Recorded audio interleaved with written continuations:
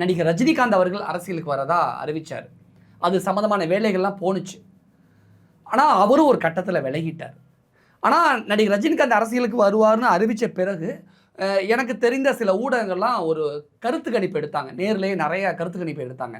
நடிகர் ரஜினிகாந்த் திரு சகாயம் ஐஏஎஸ் யாருக்கு நீங்கள் அரசியலில் வாக்களிப்பீர்கள், யாரை முதலமைச்சராக நீங்கள் தேர்வு செய்வீர்கள் அப்படின்னு கேட்ட பொழுது நடிகர் ரஜினிகாந்துக்கு வந்த வாக்குகள் குறைவு, திரு சகாயம் ஐஏஎஸ் உங்களுக்கு வந்த வாக்குகள் அதிகம். அந்த வீடியோவை நீங்களும் பார்த்துருக்கீங்க, நானும் பார்த்துருக்கேன், நிறைய தமிழ்நாட்டு 90s கிட்ஸ் இளைஞர்கள் பார்த்தாங்க. இது பார்க்கும்போது உங்களுக்கு என்ன தோணுச்சு?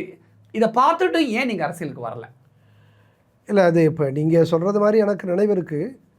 அந்த 2016-17 காலகட்டத்தில் 17-18 காலகட்டத்தில் இது மாதிரி சர்வேகள் எடுக்கிறோம் அப்படிங்கிற மாதிரி எடுத்திருக்கிறோம். குறிப்பாக சென்னை கடற்கரையிலேயே நிறைய எண்ணிக்கையில் இளைஞர்கள், இளம் பெண்கள்,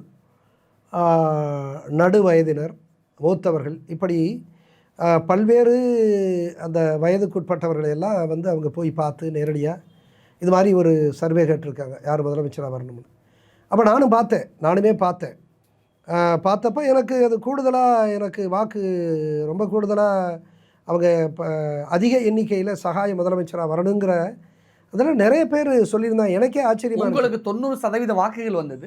ரஜினிகாந்த், சூப்பர் ஸ்டார் ரஜினிகாந்த் அவர்களுக்கு வெறும் 10% வாக்குகள் தான் இருந்தது. ஆமாம், அந்த கருத்து கணிப்பு. அந்த வீடியோவை நான் பார்த்தேன். அந்த வீடியோ எடுத்தவங்கள்ட்டே நான் கேட்டேன்.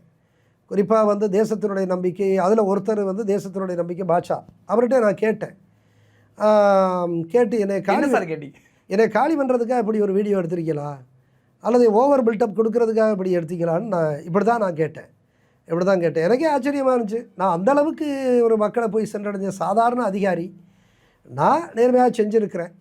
ஒரு சாதாரண அதிகாரிக்கு இவ்வளவு மக்கள்கிட்ட இவ்வளவு போய் சேர்ந்துருக்கங்கிறது எனக்கு ஆச்சரியமாக இருந்துச்சு. ஆனாலும் நான் சொல்கிறேன், நான் வந்து இளைஞர்களை அவர்களை வந்து ஏமாற்றணும் அப்படிங்கிற மாதிரியான எண்ணம் எனக்கு இல்லை. ஆனால் நான் இன்றைக்கு யதார்த்தத்தை பார்க்குறேன். மாற்றம் தேவை.